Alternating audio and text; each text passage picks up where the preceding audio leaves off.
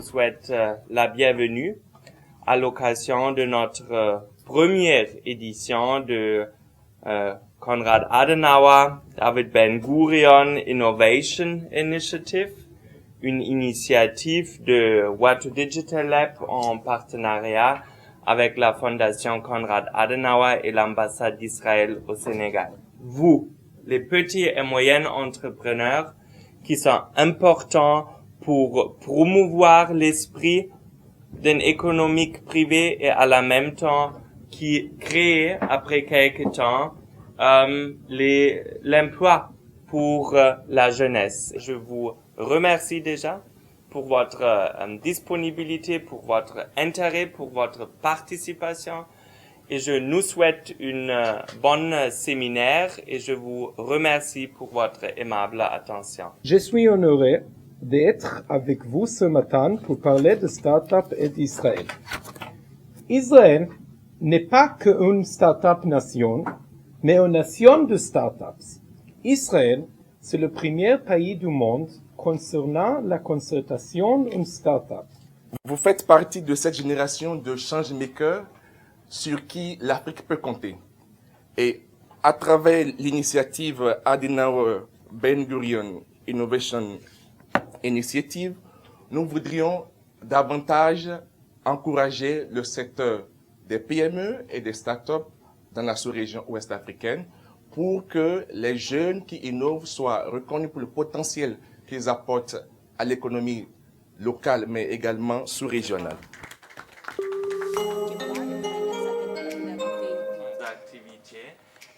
La question tout à l'heure, une start-up est une structure qui apprend. Essayez de linker le maximum de partenariats entre vous et avec les structures donneurs d'ordre.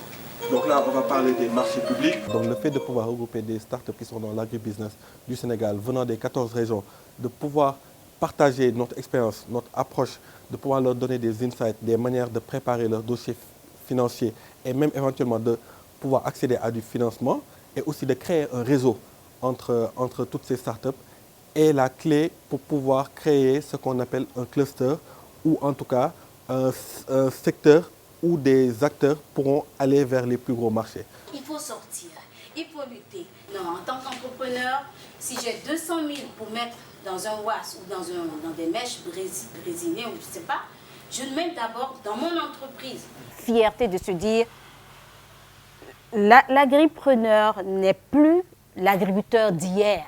Aujourd'hui, c'est nous qui faisons les lois, c'est nous qui menons la tendance, c'est nous qui donnons la directive à suivre. Donc, on est fiers d'être paysans, on est fiers d'être agriculteurs, on est fiers d'être transformateurs agricoles. That was done already in 1960, many years ago. Beginning, end, low, high. This is the graph of attention, attention graph.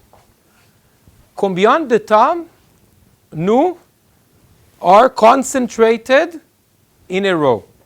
It's good that I'm saying that. It's 20% only. So is it nice to hear? No. Today in our world, which is very complex and is very challenging and demanding, one needs to be quick, precise, to the point, know how to catch the audience in the first seconds, the first minutes. We don't have another opportunity. So we have to know how to do it. And this is what Israel wants to give as one of the leading countries in the world in the fields of innovation and the ecosystem startup. We want to give our partners here in Senegal and Western Africa.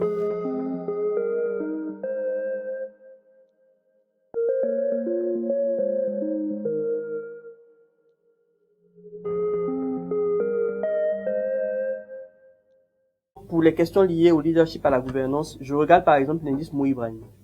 L'indice Mo-Ibrahim qui est un indicateur qui permet de mesurer la qualité de la gouvernance globalement.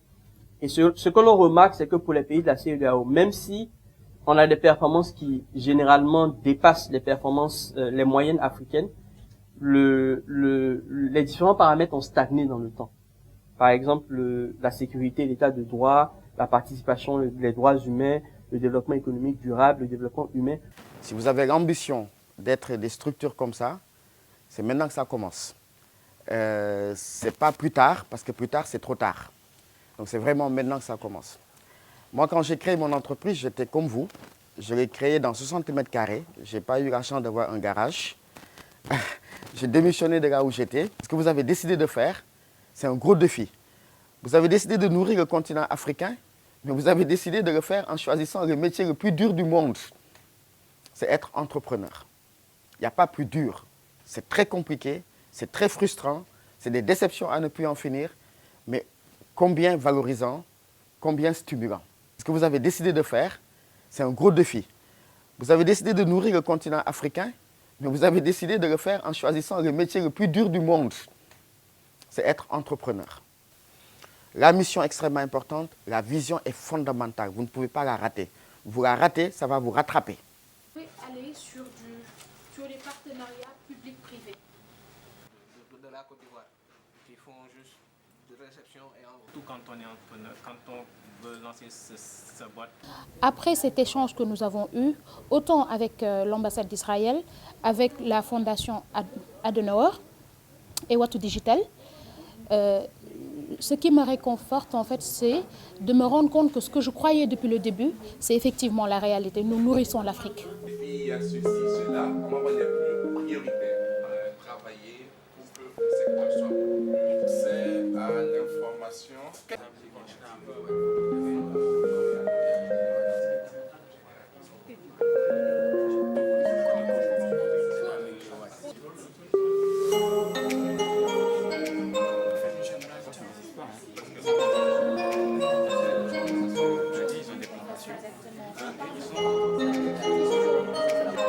Aujourd'hui, en fait, c'est pas tant de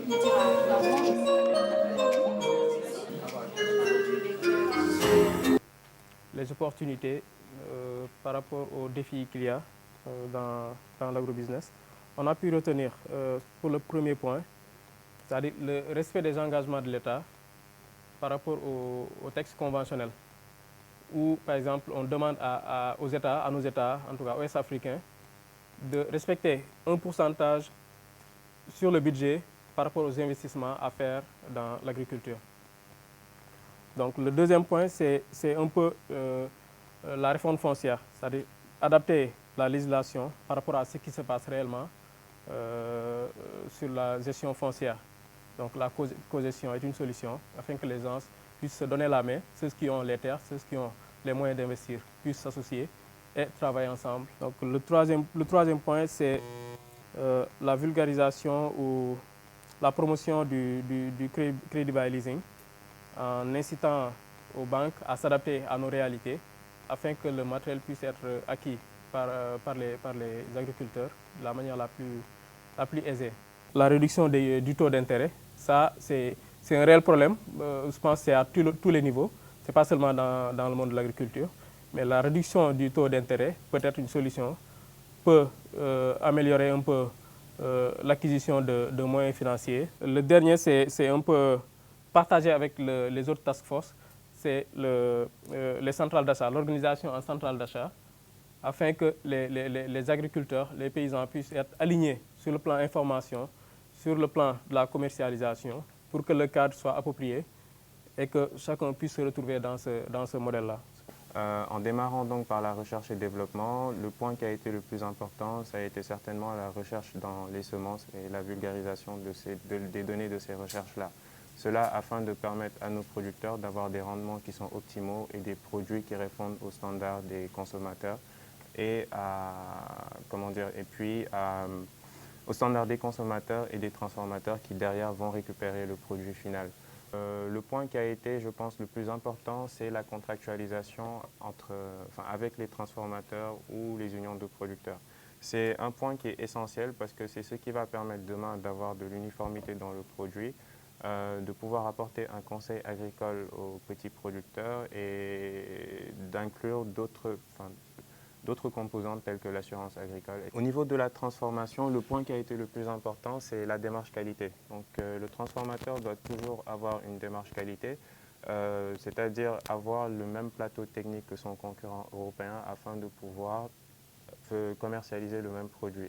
Et le dernier point qui est revenu au niveau de la commercialisation, c'était les centrales d'achat, donc d'essayer pour les petits producteurs de se mettre en groupe pour pouvoir avoir un pouvoir de négociation qui est plus élevé face aux commerçants qui sont en face et de mieux maîtriser le prix des produits.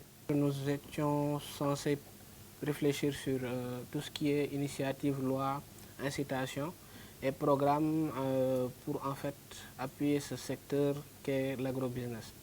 Donc on a déjà pris, comme on parle d'agribusiness avec un grand A, on n'a pas oublié la pêche, qui est souvent oubliée dans la majeure partie des discussions, où on recommande déjà de revoir en fait les quotas et les limites nautiques en fait des entreprises du secteur privé étranger, à qui l'État octroie certains droits. Donc nous avons aussi pensé à la question du foncier, qui est très importante en Afrique et qui cause beaucoup de soucis. Nous voulions que ce soit plus démocratique et nous incitons à ce qu'il y ait des centres d'accueil et de distribution en fait, de ces terres-là, pluridisciplinaires et avec différentes catégories en fait, d'âge. Un autre point est l'exonération en fait, triennale des entreprises start-up à la création. Dans certains pays, c'est très possible. Et permettre cela ne serait que bénéfique pour l'État en fait, d'augmenter en fait, le taux de croissance de création des start-up au Sénégal qui réussissent. Un autre point est la mise en place en fait, d'une structure formelle qui regroupe les entrepreneurs qui sont dans le monde de l'agribusiness pour un plaidoyer, pour un accès à l'information, pour une standardisation aussi en fait, de cette norme d'agripreneurs, d'entrepreneurs dans l'agribusiness. Pour l'aspect des PTF, donc, pour lesquels on demande d'appuyer à des programmes en fait, de vulgarisation des produits locaux via des films et des animations expliquant très clairement en fait, l'impact qu'elles peuvent avoir sur l'économie de nos pays et des spots de sensibilisation. Je vous encourage plutôt. Nous, la Fondation Konrad Adenauer, on reste dans la même dynamique. Et voilà, j'espère qu'on va se revoir très bientôt parce que c'est une activité qu'on aimerait perpétuer, continuer, échanger, appuyer. Et je souhaite bonne chance à tout le monde, surtout aux dames. Merci d'avoir accepté notre invitation.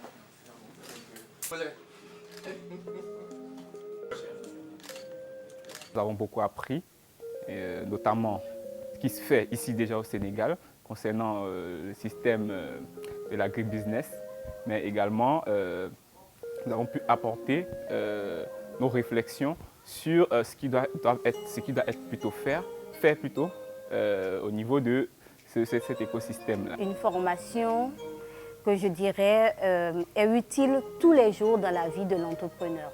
Se présenter, aller directement à l'essentiel et pouvoir garder l'attention de ceux à qui on parle. On a eu à bénéficier des formations, on a eu à écouter des partages d'expériences assez édifiants. L'autosuffisance alimentaire, elle peut être atteinte en Afrique et nous avons notre partition à jouer. We think large, we think broadly, we can make it. And this is the message I want to give to the Senegalese youth here and the other West Africans.